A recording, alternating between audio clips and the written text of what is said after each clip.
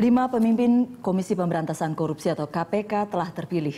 Di antara 5 orang tadi tidak ada nama Johan Budi ataupun Busro Mukodas. Seluruhnya adalah nama baru dan diprediksi bakal mengubah KPK jilid keempat ini.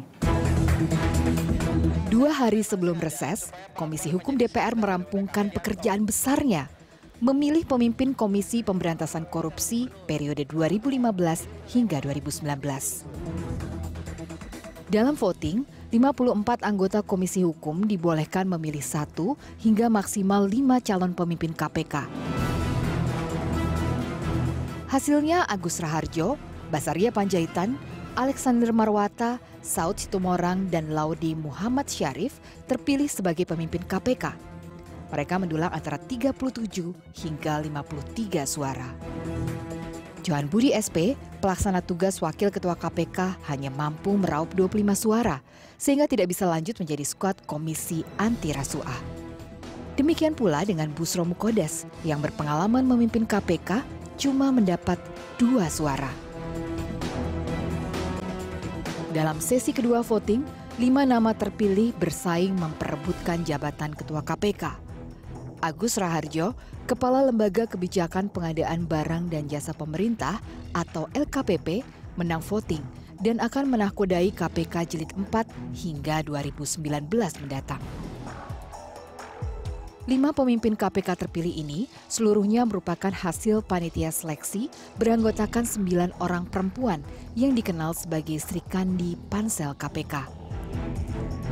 KPK baru ini membawa semangat baru, termasuk memberi prioritas untuk pencegahan korupsi dan memperbaiki koordinasi dengan kepolisian dan Kejaksaan Agung. Yang jelas, KPK baru ini bakal menjadi sorotan. Musababnya, dalam setahun periode Taufikur Rahman Ruki, KPK kurang berkokok. Hanya melakukan operasi tangkap tangan sebanyak 5 kali, baru menyidik 99 kasus, dan cuma bisa menyelamatkan uang negara sebesar 198 miliar rupiah. Ya, untuk membahas KPK baru ini, The Headline setelah mengundang Destri Damayanti, Ketua Panitia Seleksi yang menyorongkan 8 nama ke Komisi Hukum DPR. Lalu ada Haryono Umar, mantan Wakil Ketua KPK pada periode 2007-2011. Dan di sebelah kiri saya ada Don Bosco Selamun, pemimpin redaksi Berita 1 News Channel, dan juga Arif Zulkifli, pemimpin redaksi majalah Tempo. Selamat datang di The Headline, Pak Haryono, Mbak Destri. Halo, Mbak Destri. Ya. Judul kita kali ini KPK Madesu. Kalau orang zaman saya mungkin ya, Madesu itu artinya masa depan suram, betul ya Bang Dauda? Masa depan suram, betul. Masa depan suram, kalau orang sekarang MDS kata Pak Haryono. Masa depan suram. Apakah Madesu? Ya, produser mengangkat judul ini karena memang reaksi pertama dari media, terutama medsos, itu adalah minor.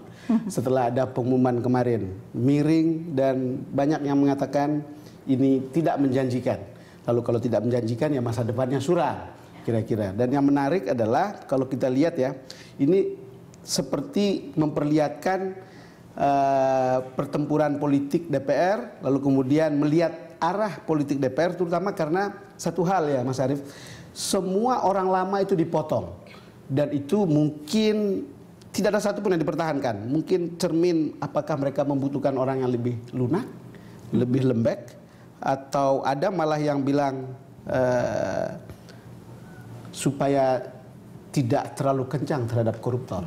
Atau wajah baru sehingga terpotong dari histori masa lalu. Ya, saya kira pertama-tama kita harus mengatakan bahwa pemilihan ketua KPK dan pimpinan KPK yang lain adalah proses politik yang harus kita sadari. Gitu. Jadi itu dulu basis argumentasinya. Memang proses politik, ya. Masuk ke DPR sudah pasti. Lalu ada pansel juga itu pesan dari eksekutif presiden memilih 9 Sri Kandi.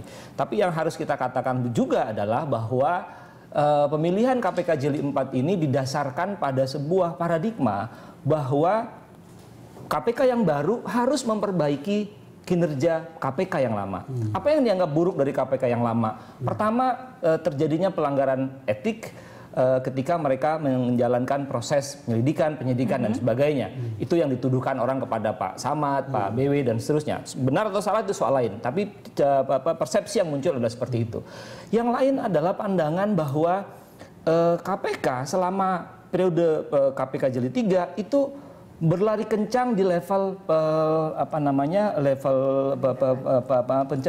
penindakan ketimbang penuntutan, ketimbang pencegahan. Nah ini yang menurut saya yang saya harus katakan paradigma ini yang menurut saya yang tampaknya mempengaruhi pilihan-pilihan pada orang sampai dengan yang sekarang ini. 5 yang kemudian terpilih orang bilang itu adalah heavy pencegahan. Jadi sebenarnya gini, pertama mungkin saya sebagai pansel mengapresiasi ketua lagi mengapresiasi dari apa yang dilakukan oleh DPR yang akhirnya di last minute mereka bisa menyelesaikan tugas mereka, yaitu memilih pimpinan KPK. Itu pertama. Kemudian yang kedua, tentunya pada saat kami pansel melakukan proses seleksi yang begitu panjang dan begitu ya buat kami itu sangat lengkap sekali sampai ada tes kejiwaan dan sebagainya, itu sebenarnya kami berdasarkan pandangan kami ke depan bahwa KPK itu ke depan akan mempunyai tantangan yang sangat besar. Dan juga kami melis beberapa hal yang menjadi tantangan dan harus diperbaiki ke depan. Seperti yang tadi dikatakan oleh Mas Arief ya, bahwa memang sejauh ini yang kami perhatikan bahwa KPK selama ini berfokus pada penindakan. Itu yang akhirnya kemudian juga koordinasi yang kurang sempurna sehingga menimbulkan koordinasi di antara apa? Penegak hukum. Ya. Jadi itu akhirnya membuat KPK itu bekerja itu juga tidak bisa tenang karena terus diganggu oleh kiri kanannya. Jadi dari awal pilihannya adalah orang yang bisa berkoordinasi dengan lembaga penegak hukum lain dan kemudian orang yang mempunyai kemampuan untuk pencegahan. Itu yang kita lihat. Dan juga tentunya yang kami lihat ke depan adalah bahwa KPK ini ke depan akan berkembang, akan tumbuh. Sekarang mungkin dia masih punya tenaga SDM sekitar 1.200-1.300. Tapi ke depan dengan korupsi yang makin massal dan makin terdesentralisasi dan juga memang rencana KPK juga akan mengembangkan nanti juga ke daerah, tentunya dibutuhkan jumlah yang makin besar. Itu koordinasi ini menjadi kata kunci karena di dalam koordinasi kemudian ada pengertian untuk mengajak dan bersama-sama dengan penegak hukum lain. Yang dilupakan menurut saya, kalau saya boleh kritik pansel, adalah bahwa KPK didirikan justru untuk mengatasi kepolisian dan kejaksaan. Ketika pada saat itu dianggap lemah. Betul. Dan sampai sekarang kita harus mempercayai bahwa masih harus diperbaiki. Kita tanya Pak Haryono kalau gitu. Kalau bisa itu untuk kerjasama itu. Memang mereka harus di depan. Itu nggak Pak Umar? KPK itu kan lembaga yang beda dengan yang lain. Dengan kementerian. Kalau di kementerian itu siapapun pimpinannya dia ikut. Pimpinannya baik, dia ikut baik. Pimpinannya tidak baik, dia ikut tidak baik. Kalau di KPK itu, mereka ada satisfaction, ada kebanggaan bekerja di situ. Sehingga ada komitmen. Dia ingin mempertahankan tempat dia bekerja. Jadi kalau umpamanya ada pihak orang-orang baru yang masuk ke sana, itu tidak langsung cun ke sana. Jadi ini menjadi hal yang harus diperhatikan oleh pimpinan yang baru karena tidak ada yang orang baru di sini. Semuanya orang lama. Tidak ada orang lama, semuanya orang baru. Iya, tidak ada orang lama, semua orang baru. Jadi mereka harus bisa menunjukkan dulu kepada staf di KPK bahwa kami juga komitmen dengan Anda, sama dengan Anda. Ya, jadi ini masuk dan kerjanya luar biasa, tidak hanya ke orang-orang di dalam tapi juga kerja yang keluar ditunggu begitu. Betul. Ya. Kita dengarkan dulu apa kata Presiden tentang pimpinan KPK yang baru ini. Ya nanti kita lihat belum bekerja, jangan di komentari dulu. Kalau sudah bekerja, nanti publik bisa menyampaikan kritik atau saran-sarannya. Belum bekerja kok, dilantik aja juga belum sudah. Tetap bahwa pemerintah saya berkomitmen untuk terus memperkuat KPK. Dan nantinya saya kira yang paling penting sinergi antara KPK dan seluruh jajaran lembaga negara, jajaran pemerintah berkuat. Kata kuncinya mungkin sinergi.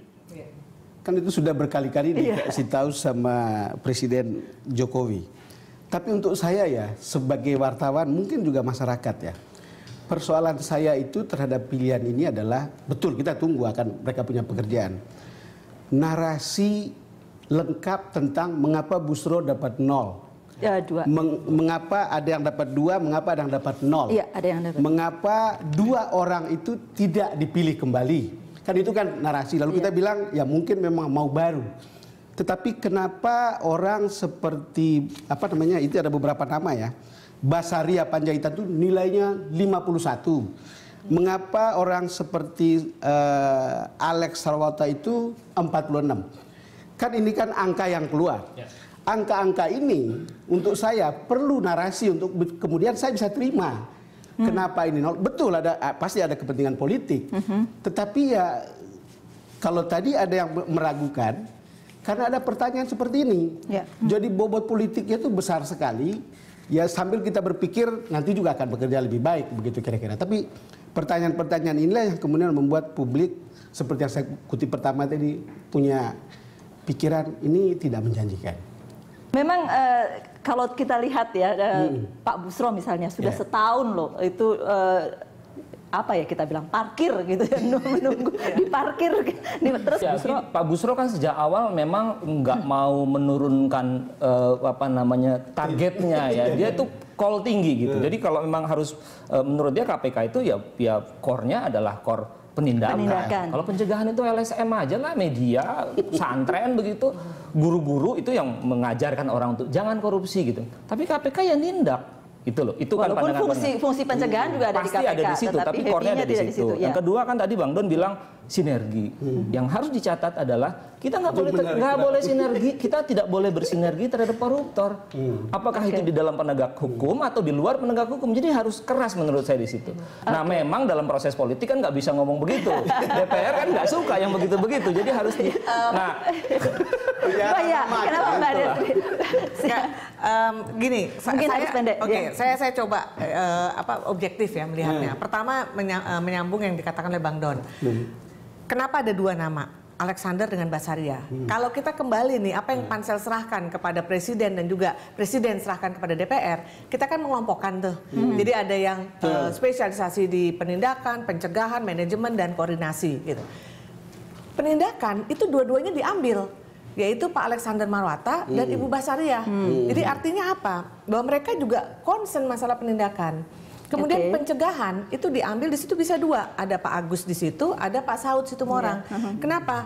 Karena pencegahan itu lebih lebih ke IT system gitu. Kalau dengar Mbak Destri kelihatannya meyakinkan Pak Haryono Umar. Enggak, begini, selama ini kan pencegahan di KPK itu agak karena memang pasalnya cuma dua. Pasal LHKPN dengan pasal gratifikasi. Mestinya yang namanya pencegahan ini kan korupsi. Korupsi itu ada yang namanya rekayasa. Rekayasa bahkan sebelum anggaran pun mereka udah rekayasa. Udah ada meeting-meeting di situ. Kemudian ada yang pada waktu tendernya. Kemudian ada yang namanya suap menyuap di situ. Artinya modus dan kasus-kasus di KPK sudah banyak. Kenapa bisa terjadi seperti itu? Kenapa bisa terjadinya rekayasa? Artinya pencegahan harus ke sana, bukan pencegahan itu sosialisasi atau apa.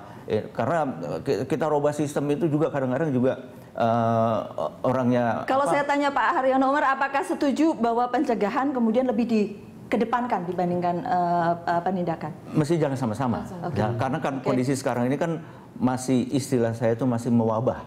Kita break dulu, nanti kita lanjutkan lagi. Kami akan kembali untuk Anda.